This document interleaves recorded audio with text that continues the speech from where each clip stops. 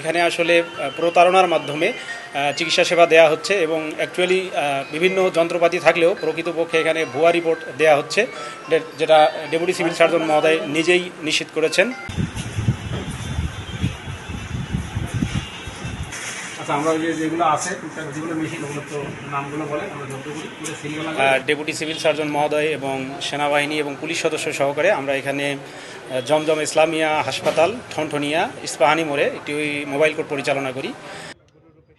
আসার পর আমরা ব্যবস্থাপনা পরিচালক আব্দুল হাকিম সহকারে আরও 2-3 জন রোগী সহকারে এখানে পাই এবং ব্যবস্থাপনা পরিচালক আব্দুল হাকিমকে আমরা আটক করি। তারপর আমরা বিষয়গুলো পর্যবেক্ষণ করি এবং ডেপুটি সিভিল সার্জন মহোদয় বিষয়গুলো দেখেন।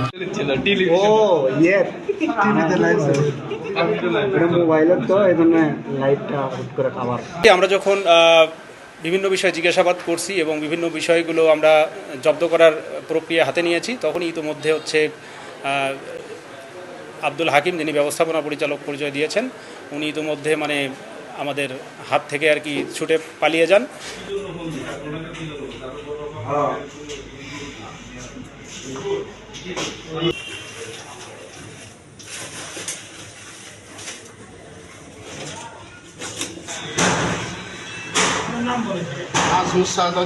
ক্লিনিকে আমি তো নিয়ে এসি না, আমি এই ক্লিনিকও হাকিম ভাইকে ফোন দিচ্ছিলাম। হাকিম ভাই বলছিলাম যে কৌশিক স্যারের নাম্বারটা করতে পারতেন। কৌশিক ভাই আপনার হাকিমের সঙ্গে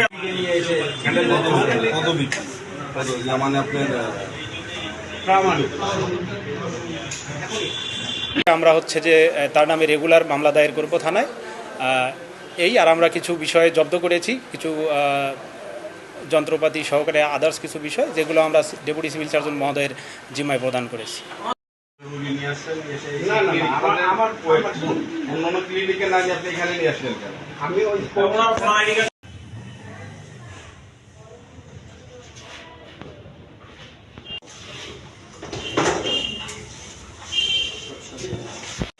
ভবিষ্যতে যদি এরকম সুনির্দিষ্ট কোনো অভিযোগ পাই, সেক্ষেত্রে আমাদের বিজ্ঞ জেলা ম্যাজিস্ট্রেট স্যারের নির্দেশনা রয়েছে যে বগুড়া জেলায় এরকম কোনো ধরনের কোনো কার্যক্রম যাতে না চলে সে বিষয়ে আমাদেরকে সজাগ থাকতে বলেছেন।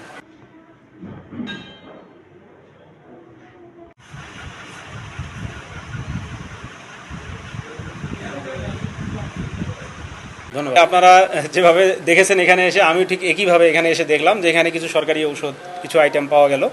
তা আসলে এটা কীভাবে আসছে, আমরা পরবর্তী এটা যদি কখনো তদন্ত করা হয় বা এ বিষয়ে নির্দেশনা পাওয়া যায়, তাহলে আমরা এই বিষয়টা দেখব।